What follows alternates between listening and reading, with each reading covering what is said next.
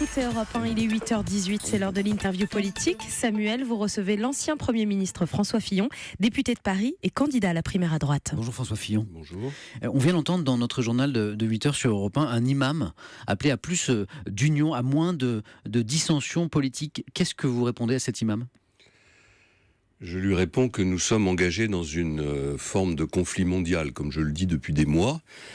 Je lis les écrits des stratèges de l'État islamique. Ils expliquent de façon extrêmement claire ce qu'ils sont en train de faire.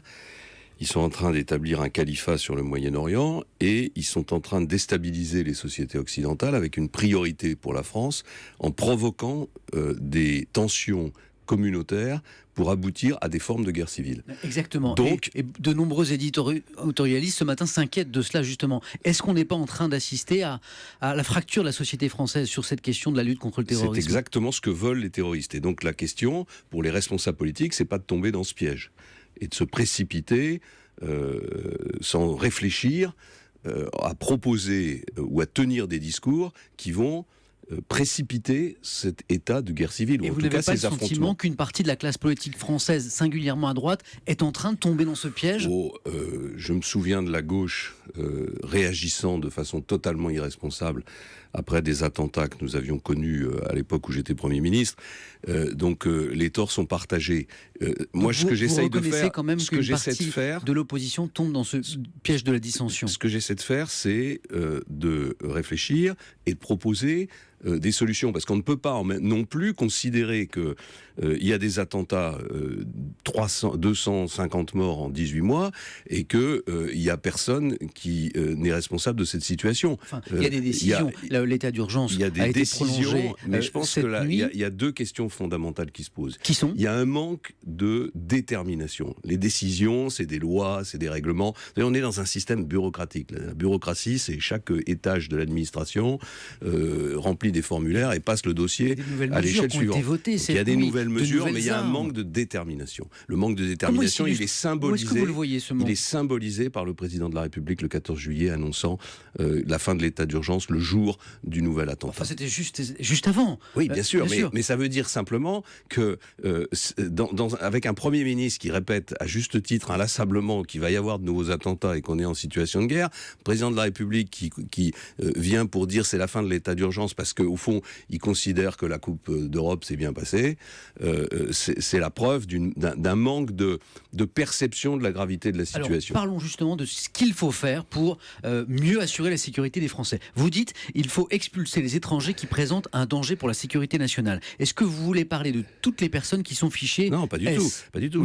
Les personnes qui présentent un danger pour la sécurité nationale, c'est des définitions juridiques, c'est prévu par le code pénal, il y a rien, il y a pas besoin de... Moi, je ne propose pas de nouvelles lois, de nouveaux textes, je propose juste qu'on applique strictement les dispositions qui existent. Il y en a une première qui consiste, parce qu'on est en situation de guerre, à ne pas exposer de manière excessive nos concitoyens quand on ne peut pas les protéger. Donc je sais que ce que je vais dire choquera certains de nos concitoyens. Je pense qu'il faut annuler tous les rassemblements. Non, pas du tout. On n'est pas sûr d'assurer la sécurité. Je dis qu'il y a des forces de... C'est-à-dire quasiment tous les rassemblements. Non, il y a des forces de police et de gendarmerie dans notre pays. Oui. Elles ont une certaine capacité. Eh bien, il faut dimensionner les rassemblements publics en fonction des capacités de protection de la police et de la gendarmerie. C'est-à-dire réduire ces rassemblements, c'est pour ça, réduire la taille des festivals de cet été, par exemple, pour parler très concrètement. En tout cas, à chaque fois, de manière ponctuelle, il faut regarder si les conditions de sécurité sont assurées ou pas. C'est pour ça que j'avais été contre les fan zones, et je continue à dire que les fan zones étaient une erreur. Pourquoi ?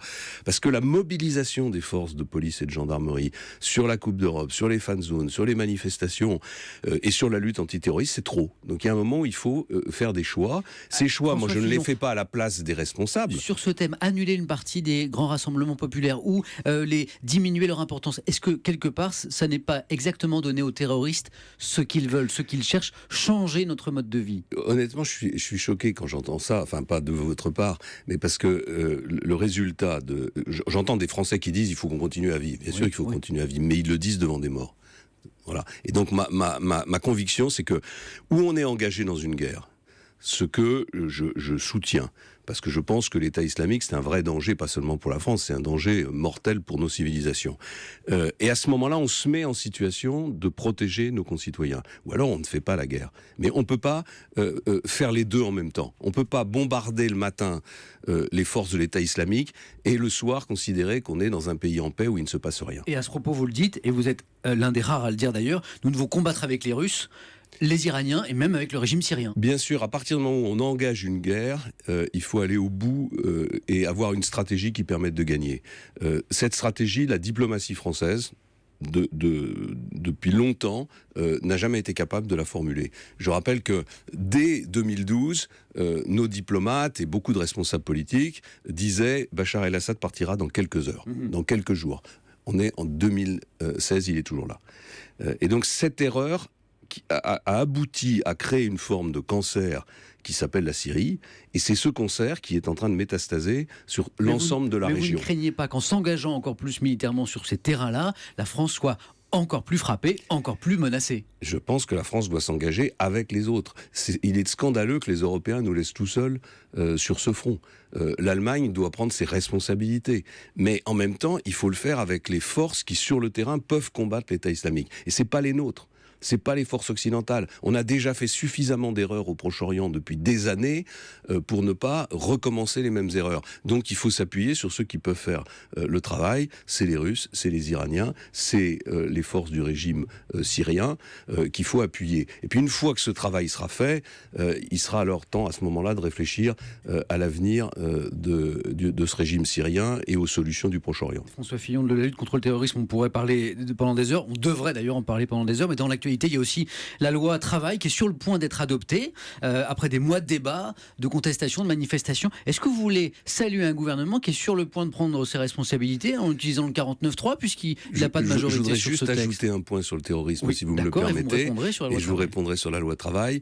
Je réclame depuis des mois, bien avant cet attentat, l'application de dispositions du code pénal qui permettent d'arrêter, de juger et le cas échéant de sanctionner des personnes pour intelligence avec l'ennemi.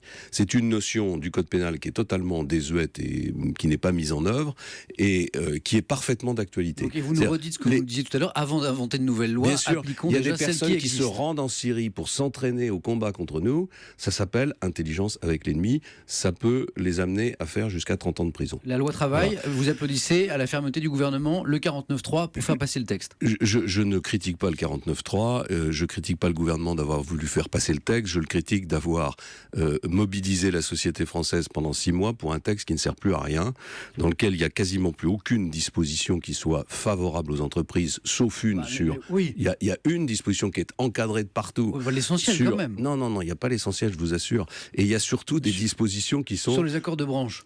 Les accords de branche, pour moi, c'est pas une solution. Il faut des accords d'entreprise. Il n'y a qu'un seul endroit où les Français sont capables de se mettre d'accord en dehors de toutes les questions idéologiques, c'est l'entreprise. C'est-à-dire, c'est les communautés humaines qui travaillent ensemble. Et c'est pas les endroits où il y a des négociateurs professionnels qui font de l'idéologie. François Fillon, j'y faisais allusion tout à l'heure, c'est ma dernière question, en vous introduisant, et ça vous a fait sourire. Vous ne courez pas les plateaux de télé et studios de radio. Pour certains de vos soutiens, ce serait un handicap. Je cite l'un de vos proches, c'est la sénatrice Caroline Cayeux. C'est pas un candidat qui fait du bruit, qui va sur les plateaux de télé pour ne rien dire, mais c'est sur le fond que les Français jugeront au final. Moi, j'ai le sentiment que vos proches essaient de se rassurer, mais qu'ils aimeraient bien vous voir un peu plus dans les médias. Oui, enfin j'y suis assez souvent, mais je crois vraiment que la politique doit changer. Et je crois vraiment que les Français expriment par tous les pores de leur peau un rejet d'un système politique dont ils voient bien qu'il est totalement centré sur lui-même.